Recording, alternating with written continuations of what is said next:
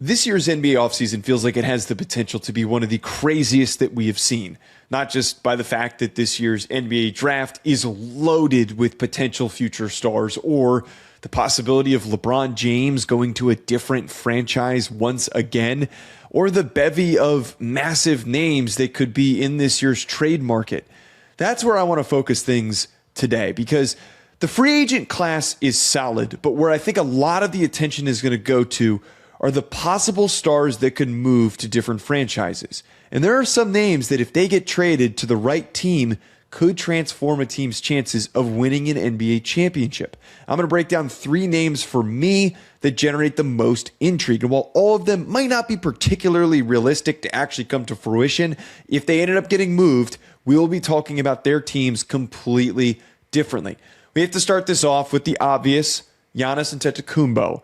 Nobody's shocked at this point that he's going to get traded. Everybody has been expecting this for some time. We have spent the entire second half of this year, the entire 2025-2026 season projecting where he could land. And it feels like every step of the way, the destinations that he could go to has changed every single month, almost every single day. Now, one thing I found really interesting for where Giannis could go to, it does not appear per Kurt Helin of NBC Sports that he does not want to go to the West, which I don't blame him. Why would you want to go and join the craziness out there in the West of having to battle with, theoretically, the Thunder or the Spurs unless you joined one of those teams?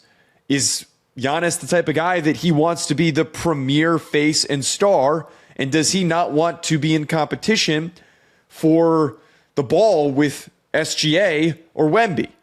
It kind of seems like he'd much rather build up a completely different team instead of joining already established contenders or competing with those contenders in the West. Now, the one team that leads the discussion right now is the Miami Heat. They have the best odds at plus 125, which is kind of crazy how strong those odds are for him to go to Miami. It seems like it's almost a foregone conclusion at this point, but not entirely. I understand why Giannis might want to go to Miami. I mean, who wouldn't? I just feel like him and Bam Adebayo, outside of that, considering they're going to have to part ways with a lot of key pieces, potentially Tyler Herro, how good is that Miami team with Giannis and Bam? And are they actually capable of getting to a championship? I feel like they'd be a playoff team. I feel like they'd be really competitive. But do they have the ability to show additional aggressiveness during this offseason to build a roster around Giannis for them to actually compete for a title? I find that hard to believe. Maybe it's an approach of a multi-year process that he wants to be there for the rest of his career. I feel like Giannis, if he were to go to Miami, wouldn't be lateral, but just would not be enough of a jump that would justify forcing this trade. The Celtics were at plus 150 odds, and it was reported by Michael Pena of The Ringer that they are pretty heavily involved here. That is the team that would shake everything up. Now, this trade, potentially, if he were to go to the Celtics, I would imagine would probably feature Jaylen Brown. It's been projected and discussed that even though Jaylen Brown was unbelievable last year, he was really weird after they lost to the 76ers on that Twitch stream. His demeanor, his comments, seems like things are a little bit off. Seems like he liked being the main star, the cog that was leading everything when Jason Tatum wasn't there. Removing Jaylen Brown, going with a superstar in Giannis to replace him, what does that do for the Celtics team? Now, I feel like identity-wise, it doesn't totally fit because a lot of the Celtics' success comes from the fact that everybody on the team is a really good three-point shooter. They take a lot of threes. Giannis is going to attack the rim. Maybe that's the approach of trying to go and get a player like Giannis because they don't really have that. They need an extra layer to get back to winning championships. If Giannis goes to the Celtics, that's the one destination that I feel would completely take them over the top and would re-put them back into the mix to win an NBA title. Now, they were in the mix at the beginning of the NBA playoffs, but it didn't go according to plan because clearly there's something off that we don't really know what's going on. The last team and the one that I think would maybe be interesting was if he went to the Magic at plus 500 odds. They're the third best odds. If I were a Magic fan, I would not want to see Paolo Banchero be a part of that trade. I'd much rather see Franz Wagner instead and continue to see how much Paolo can grow and improve, and having Giannis alongside him, what it does for this team. The Magic have, I think, a more dangerous roster than the Heat and a more intriguing roster than the Heat. And if you drop Giannis into that team with that young core, he'd clearly be the best player, and he might have the supporting cast necessary for them to be able to go on an unexpected run and to shock people in the East. But at the end of the day right now, it feels like the Heat are going to be the most likely team because he just doesn't want to go to the West. I think that if he went to the Thunder, that would be a no-brainer. Put Chet Holmgren in the trade, send him to the Thunder, win a championship. It'd be just like Kevin Durant going to the Warriors. But apparently that is not in the cards for Giannis Antetokounmpo. The second player I want to bring up, and apparently the Spurs have no intention of trading this player, is De'Aaron Fox. Now, I'm not buying this bit that the Spurs have no desire to move him, because how many times in sports have we heard that? Unless it's like a true elite franchise star, just because you say that you're committed to a player does not mean that the right offer would not entice you to move him. I mean, heck, it's a different sport. No one thought Myles Garrett was getting traded, and now he's a Los Angeles Ram. De'Aaron Fox, I think, needs to get moved by the Spurs. And I am not playing into the same commentary that I think a lot of other people are having, which is he stunk in the finals. They need to get rid of him. He still had a really good regular season. He is still a good veteran on this team when it's filled with youth. They need a guy that is in his late 20s to have that older presence on this team that is still impactful. I think that's valuable. The youth of this team was an asset, but it also cost them during the finals. They didn't have the experience. And while De'Aaron Fox isn't exactly a finals experience, but having that older guy is important. My issue is the redundancy. Stephon Castle and Dylan Harper were unbelievable.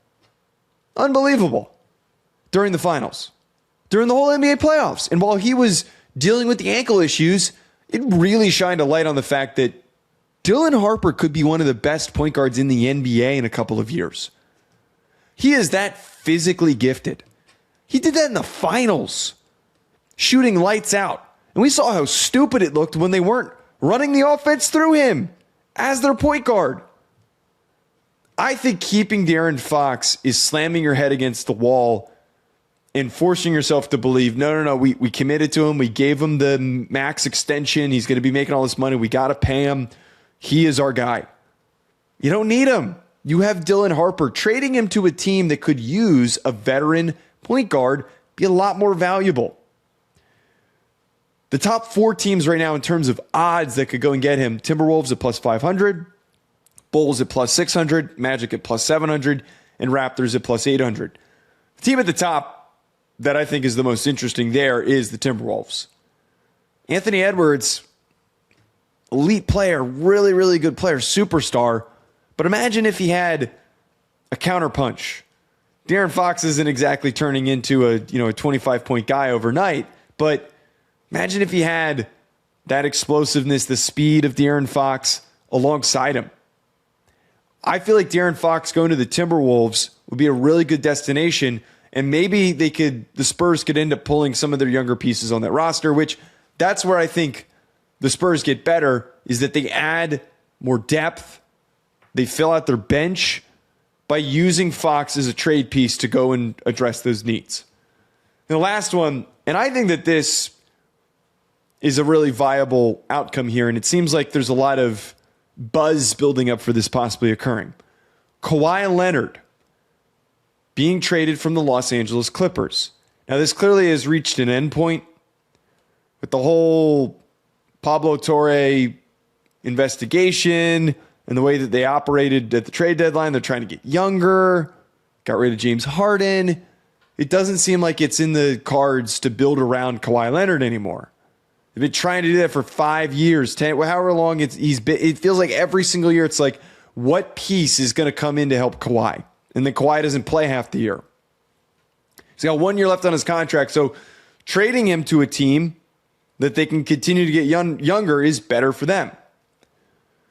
The first option potentially is if the Heat miss out on Giannis, they go and get Kawhi. It'd be much cheaper to go and get Kawhi Leonard compared to Giannis, and you could get not the same level of impact, but a pretty good impact, a go-to leading scorer for your offense to play alongside Bam.